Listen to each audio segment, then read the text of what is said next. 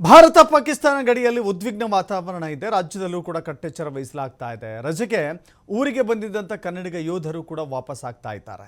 ದೇಶ ಸೇವೆಗೆ ಮರಳಿದ್ದಾರೆ ಯೋಧರು. ಅಂಥ ಯೋಧರಿಗೆ ಜೈಕಾರದೊಂದಿಗೆ ಬೀಳ್ಕೊಡುಗೆ ಕೊಡಲಾಗಿದೆ.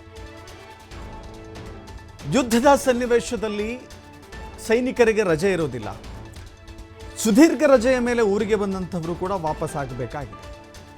ಯುದ್ಧದ ಸಂದರ್ಭದಲ್ಲಿ ರಜೆ ಕೊಡಲಿಕ್ಕೆ ಸಾಧ್ಯವಿಲ್ಲ. ಯಾಕೆಂದರೆ ಅತಿ ಹೆಚ್ಚಿನ ಯೋಧರ ಸಂಖ್ಯೆ ಇರುವಂಥ ದೇಶ ಆದರೂ ಕೂಡ ಎಲ್ಲರೂ ಕೂಡ ಕರ್ತವ್ಯದಲ್ಲಿರಬೇಕಾದಂಥ ಸಂದರ್ಭ.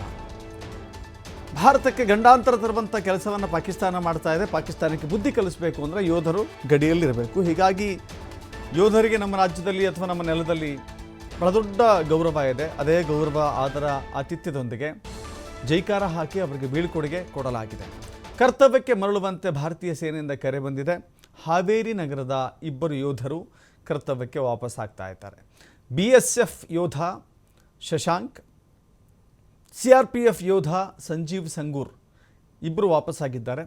ಆತ್ಮೀಯವಾಗಿ ಆತ್ಮಸ್ಥೈರ್ಯ ತುಂಬಿ ಬೀಳ್ಕೊಟ್ಟಿದ್ದಾರೆ ಹಾವೇರಿ ಜಿಲ್ಲೆಯ ಜನತೆ.